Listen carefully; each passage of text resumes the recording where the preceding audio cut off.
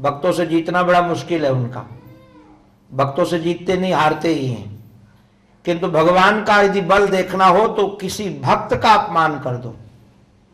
राम रोष पावक सोई जरई, जैसे किसी मां के बच्चे को आप मार दो तो मां का फिर क्रोध समझ में आएगा कितना क्रोध है। तो भगवान का बल देखना हो तो किसी भक्त का अपराध कर दो। वैसे तो वाल्मीकि रामायण में तो अलग वर्णन है, मैं वो सुनाऊंगा नहीं आपको, रामचरितमानस का ही समझ लीजिए, क्योंकि उसको कहेंगे तो आपको लगेगा कि ऐसा भी हो सकता है क्या समाज में। यहां तो यही तुलसीदास जी महाराज ने वर्णन किया कि भगवान के बल देखने के लिए उसने श्री किशोरी जी के चरणों में महाराज चोच का प्रहार किया और चला रुधिर रघुनायक जाना। अरण्यकांड में वर्णन है कि जब सीता चरण चोच हाथी भागा, सीता के चरणों में चोच मार करके भागा। वैसे तो ऐसा वर्णन है कि चरण चोच हाथी भागा, चरण भी मारे चोच भी मारे, दोनों मारा। और जब श्री किशोरी जी के रक्त निकलने लगा, और जब रक्त निकलने लगा तो भगवान ने देखा तो भगवान को बड़ा क्रोध आया। बोले इसने श्यामा हमारे श्री किशोरी जी का अपमान कर दिया, श्रीजू का उनको कष्ट दिया है। तो पास में एक सीख पड़ी थी, ये दक्षिण में जो महाराज बनाते हैं फूल से माला, हमारे उत्तर भारत में जो फूलों से माला बनाते हैं वो सुई से बनाते हैं, सुई में धागा डाल करके पुष्प पोते जाते हैं। और दक्षिण भारत में देखा सुई नहीं लगाते, वो एक सीख के माध्यम से उसको बनाने का तरीका अलग है उसका। तो भगवान ने भी सीख से ही माला बनाई, तो सीख पड़ा था, एक सीख माने सामान झाड़ू की सीख समझ लीजिए, वो पड़ी हुई थी। तो उन्होंने कहा अच्छा तुम हमारा बल देखना चाहते हो, अभी बल दिखाता हूं। और उसी एक सीख से धनुष बनाया, दूसरे सीख से बाण बना दिया। धनुष बाण था नहीं वहां, और महाराज संधान कर दिया।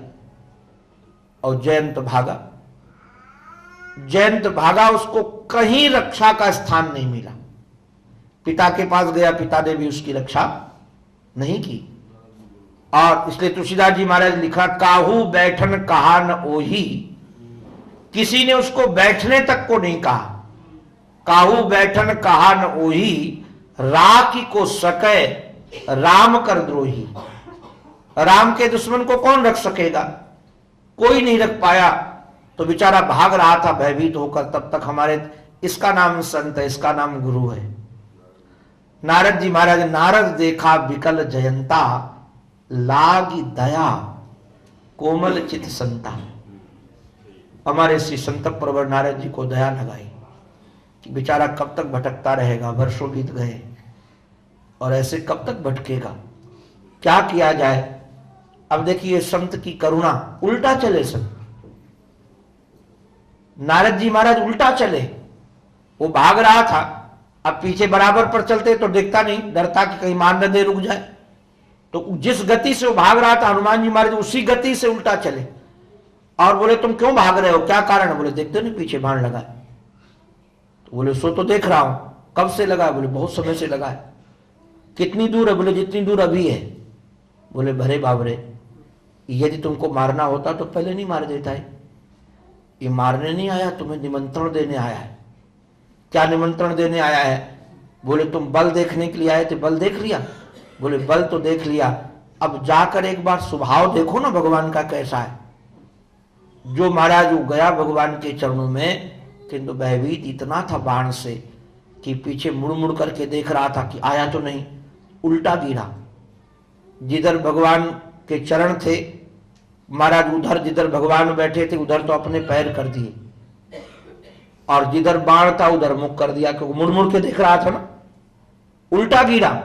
गिरना चाहिए था सीधे, किंतु माँ तो माँ है, हमारी श्रीजू को करुणा लगी, उन्होंने उठा करके महाराज तुरंत उसको सीधा किया।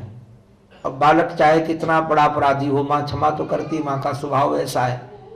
जब भगवान ने देखा कि श्री किशोरीजू ने, श्रीजू ने इनको क्षमा कर दिया, तो भगवान ने कहा कि अब हमने तो ब्रह्मास्त्र का प्रयोग किया था, वो तो अमोघ है, कुछ तो दंड देना पड़ेगा। उसका एक नेत्र छीन लिया और उसको छोड़ दिया, मारा नहीं। अब जैन से किसी ने पूछा कि देख लिया? बोले अतुलित बल अतुलित प्रभुताई, मैंने देख लिया कि उनके बल की कोई तुलना नहीं है। तो वो अतुलित बल हुए राम जी। और राम जी जहां निवास करते हैं उसका नाम धाम है। तो श्री हनुमंत लाल जी महाराज कह रहे हैं धाम की महिमा जब की जाती है तो ध्यान रखना वो धामी की ही महिमा होती है। घर की कोई प्रशंसा कर रहा हो तो घर के मालिक की प्रशंसा हुई कि नहीं हुई? तो कहा ये तो केवल धाम है और धामी श्री राम जी है। अतुलित बल धामम, इसलिए वो अतुलित बल धाम है। तो भक्त वह है जो अपने जीवन की विशेषताओं को कभी अपनी न माने, अपने इष्ट की माने। अगर हम ये देखो, ये सुंदरकांड की सुंदरता है। अगर आप अपने जीवन को सुंदर बनाना चाहते हो तो कभी भी चाहे कितने गुण भी आपको ठाकुर जी ने दिया हो तो ये समझना कि गुण तो उनके हैं, क्योंकि सकल गुण निधानम वही है। सकल गुण निधान भगवान ही है, सारे गुणों के सागर वही हैं, सारे गुणों के निधि वही हैं। केवल जिस पर कृपा कर दिया उस एक आध गुण दे दिए हैं। तो गुण के मालिक तो वही है, हमारे गुण नहीं है, गुण के मालिक वह है। अगर हमारी दृष्टि इस प्रकार से नारायण बनी रहे तो निश्चित रूप से हमारा जीवन सुंदर बनेगा। और जीवन की सुंदरता कैसी है? जीवन की सुंदरता का निर्धारण करने के लिए जीवन में कार्य की जो शैली हो वो विचार कार्य, बिना विचारे कार्य मत करो, किंतु विचारते ही न रहो। बिना विचारे कार्य न करो किंतु विचारते ही न रहो। देखो, जो विचारता रहता कार्य नहीं करता उसका जीवन होता है किष्किंधा कांड, और जो बिना विचारे काम करता है उसका जीवन होता है लंका कांड। बिना विचारे काम करेगा तो लंका ही कांड तो होगा। लंका कांड माने युद्ध ही होगा, झगड़े होगा, बिना विचारे बोल देना, बिना विचारे कर लेना, और केवल विचारते विचारते रहना ये भी नहीं। तो विचार पूर्वक जो कार्य है वही कार्य सुंदर है, और यही सुंदरता सुंदरकांड में है। सुंदरकांड की और भी जो सुंदरताएं हैं उसकी चर्चा आपके सामने क्रमशः करेंगे। श्री हनुमंत लाल जी महाराज का जीवन जैसा है कि सारे गुणों को अपने इष्ट के गुण मानते हैं। हमारी भी उनके श्री चरणों में यही प्रार्थना है, ऐसी सद्बुद्धि हमें भी मिले कि सारी विशेषताएं हमारे राघव की लगें, हमारे इष्ट की लगें। इन्हीं प्रार्थना के साथ श्री हनुमंत लाल जी महाराज के चरणों में बारंबार वंदन करता हुआ, ये उनकी वाणी उन्हीं के चरणों में समर्पित करता हुआ अपनी वाणी को विराम। बोलो भक्तवत्सल भगवान की, सद्गुरुदेव भगवान की, श्री हनुमंत लाल जी महाराज की। अभी प्रश्न का भी क्रम रखा गया है, तो किसी के चित्त में कोई प्रश्न हो तो प्रश्न पूछ लीजिए, उसके बाद चर्चा। लवकुश कांड है वो क्यों नहीं रखा जाता है रामायण में? अधिकतर लवकुश कांड को ज्वाला प्रसाद जी एक कवि हुए हैं जिन्होंने श्री रामचरितमानस का अर्थानुवाद किया है, ज्वाला प्रसाद जी। और जो खेमका प्रकाशन है उससे प्रकाशित जो ग्रंथ हुआ उसमें लवकुश कांड रखा गया है। तो अधिकतर श्री तुलसीदास जी महाराज की जो रचना है वह वाल्मीकि रामायण के आधार पर है। तो वाल्मीकि जी महाराज ने भी लवकुश कांड नहीं रखा है। लोगों की अलग अलग राय इसमें क्यों है ये समझ नहीं आया। वो तो जितने उसमें क्या दिखाया कि भाई भगवान राम के साथ जो है इनका जो झगड़ा होता है या लड़ाई जो भी होती है लवकुश कांड में, बेटे के साथ बाप का जो झगड़ा होता है, ऐसा कुछ सुनने को आया मेरे को। कहाँ पर सही है कहाँ तक गलत है वो मेरे को मालूम नहीं है, ये मैं आपसे पूछना चाह रहा था। मूल तो उसमें ये वर्णन है कि जब अश्वमेध यज्ञ किया राम जी ने, पुराणों में उसकी कथा है, अश्वमेध यज्ञ किया। तो अश्वमेध यज्ञ में इसके पीछे कई कारण हैं।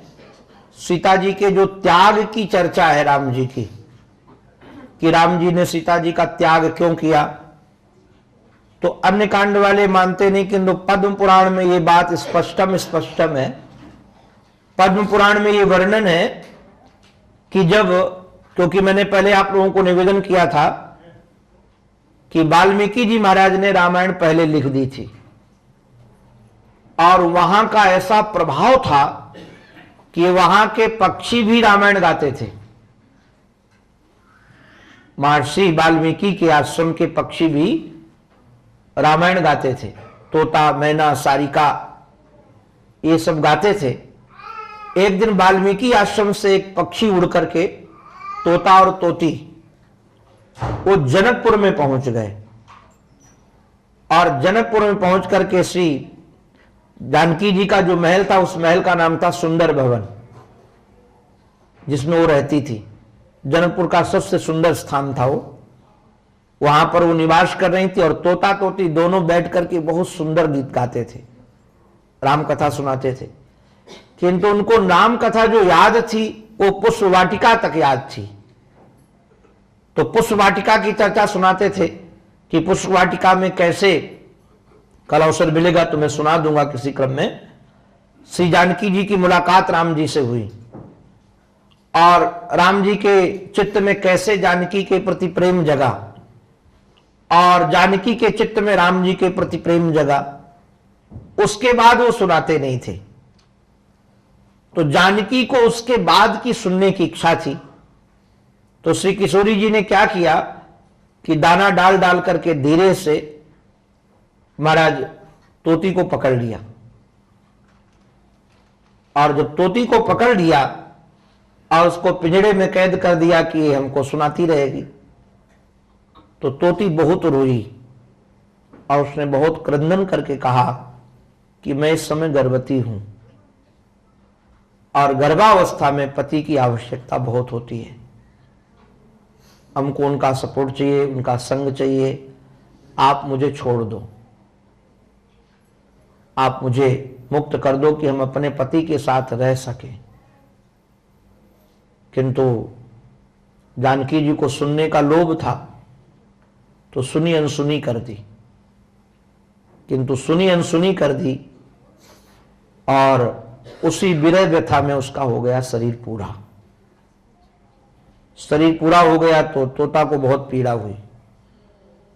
तोता ने कहा कि जैसे तुमने हमारी पत्नी को जब गर्भावस्था में थी तब हमसे तुमने अलग कर दिया, वैसे मैं श्राप देता हूं जिस समय तुम गर्भवती होगी तुम्हें भी अपने पति से दूर जाना पड़ेगा, तुम भी अपने पति के साथ में नहीं रह सकोगी और ये काम मैं करूंगा, जिससे तुम अलग हो सको। वही तोता मरने के बाद अवध में आकर धोबी बना और उसी ने आक्षेप लगाया जिसके कारण श्री जानकी को वन जाना पड़ा, वन में रही। तो अब मूल क्या है कि कभी भी वाल्मीकि जी महाराज का जो चित्रण है बड़ा सुंदर है वाल्मीकि रामायण में, उन्होंने संक्षेप में वर्णन तो किया है किंतु विशद वर्णन नहीं किया है। उसका कारण यह है कि रामचरितमानस का जो वर्णन करने का उद्देश्य था वह उद्देश्य ये था कि भाई के प्रति भाई का क्या कर्तव्य हो। मैंने एक निवेदन किया था, रंगमंचन इसलिए हो रहा है कि व्यक्ति सीखे जीवन जीना, जीवन जीना सीखे कि जीवन कैसे जीना चाहिए। श्री रामचरित अपने श्रीमद् भागवत महापुराण में बड़ी सुंदर बात श्री हनुमंत लाल जी महाराज ने कही है राम जी के बारे में, हनुमान जी ने वहां वर्णन किया, रक्षो बधाई व न केवलम विभो मर्त्यावतारस्तु ही मर्त शिक्षणम। भगवान दुष्टों को मारने के लिए उत्पन्न नहीं होते हैं, प्रकट नहीं होते हैं। क्यों? आप लोग सामान्य स्थिति से समझ सकते हैं। कोई मशीन गड़बड़ा जाए और उससे कई लोग मर रहे हों, अगर पावर हाउस से उसकी बिजली काट दी जाए तो फिर मशीन चलेगी? नहीं चलेगी। ये जितने बड़े बड़े असुर हैं सब उनको पावर हाउस से ही तो पावर मिलता है और पावर हाउस भगवान ही है। अगर वहां से बिजली काट दे तो कोई असुर कुछ कर सकता नहीं है। तो ये कहा जाए कि रावण को मारने के लिए, कंस को मारने के लिए भगवान का अवतार हुआ था, यह उचित उतना लगता नहीं है। तो अवतार का प्रयोजन क्या है? एक तो कहा कि भगवान अवतार काल में तो लोग आकर्षित होंगे ही होंगे, जो लीला करके जाएंगे, जो लोग गाएंगे, उससे उनके भक्त बनेंगे। जैसे मैंने आज दूसरा वर्णन किया आपके सामने। और दूसरा तो जो हनुमान जी महाराज वहां कहते हैं, वो ये कहते हैं मर्त्यावतारस्तु ही मर्त शिक्षणम।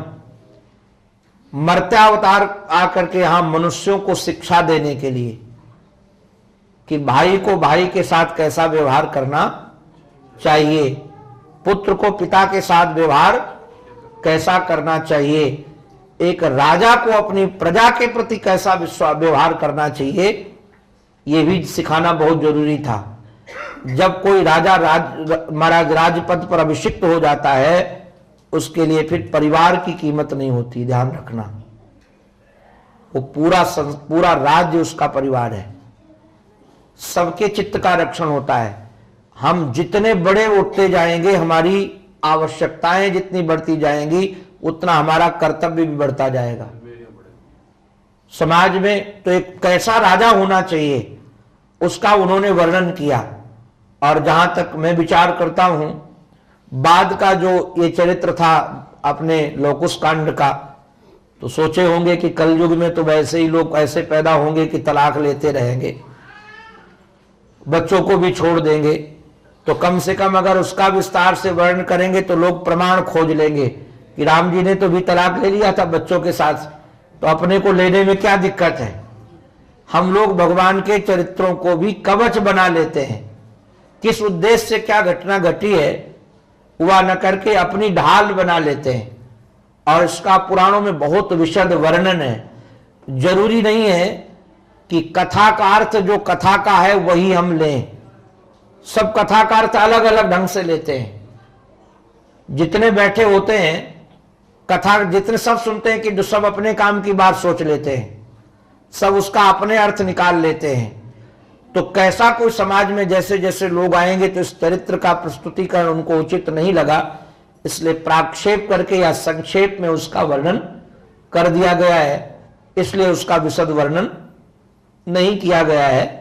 और ये सप्त सोपान समझ करके, ये सीढ़ियां समझकर भगवान क्या, ये सप्त उर्मियां हैं। सप्त एक हमारे हृदय में भी 7 गांठें हैं, उन काटने के लिए आध्यात्मिक अर्थ भी इसका है, इसलिए ऐसा वर्णन किया गया है। तो हमारे ऋषियों की कृपा है, जितना वर्णन किया है उसको अपने स्वीकार करके उतना कल्याण किया जाए। 7 कांडों में जितनी बात कही गई हम उसी को स्वीकार नहीं कर पाते, पूरा उतार पाते हैं। अगर 7 उतर जाए तो 8वां उतारने के लिए कोई दिक्कत नहीं है, तो पहले 7 ही सुधार ले तो 8वां जरूर सुधर जाएगा।